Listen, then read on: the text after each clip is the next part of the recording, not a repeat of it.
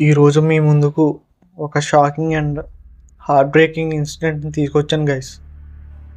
ఈ ఘటన జరిగింది ఆంధ్రప్రదేశ్లో కోనసీమ డిస్ట్రిక్ట్ రాజోలు మండలంలో.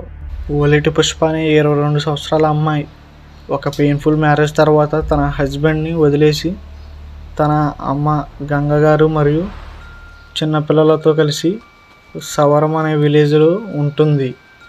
రీసెంట్గా తన జీవితంలో మరొకసారి ఒక అవకాశం వచ్చింది. తన లైఫ్లో చేరాడు షేక్ షమ్మి అనే మెకానిక్. విజయవాడ నుంచి వచ్చాడు. వాళ్ళిద్దరూ కలిసి లైవింగ్ రిలేషన్షిప్లో 6 నెలలు కలిసి ఉన్నారు.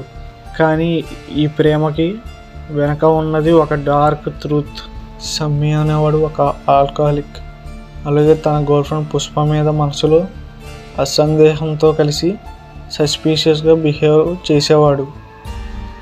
షాకింగ్లీ వాడు తన గర్ల్ఫ్రెండ్ని ప్రాస్టిట్యూషన్కి ఫోర్స్ చేయడం స్టార్ట్ చేశాడు. ఘటన జరిగిన రోజు జూలై 16, 2025.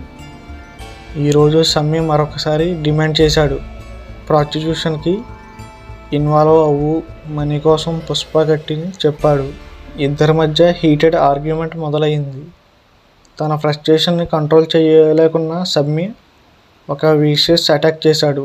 తన గర్ల్ఫ్రెండ్ని కత్తితో చెస్ట్లో మరియు లెగ్లో కొట్టాడు. బ్లడ్ లాస్తో పుష్ప అక్కడే చనిపోయింది. ఈ బ్రూటల్ సీన్ని చూసి పుష్ప అమ్మ గంగగారు మరియు తన బ్రదర్ వినయ్ మధ్యలో పడ్డారు. వాళ్ళకు కూడా సీరియస్గా ఇంజూరీస్ అయ్యాయి. పోలీస్ ఇమీడియట్గా రియాక్ట్ అయ్యారు. పుష్ప బాడీని రాజోల్ గవర్నమెంట్ హాస్పిటల్కి పంపించారు పోస్ట్మార్టం కోసం. అమ్మ మరియు బ్రదర్ హాస్పిటల్కు ట్రీట్మెంట్ ఉన్నారు. షమ్మి ఇన్సిడెంట్ తర్వాత పోలీసులు షమ్మిని అదుపులోకి తీసుకుని అరెస్ట్ చేశారు. మన ఛానల్ని సబ్స్క్రైబ్ చేసుకుని బెల్ ఐకాన్ ఆన్లో పెట్టుకోండి. నేను వీడియో పెట్టగానే మీకు నోటిఫికేషన్ వస్తుంది. అండ్ మీరు లైక్ చేస్తే ఈ వీడియో ఎక్కువ మందికి రీచ్ అవుతుంది.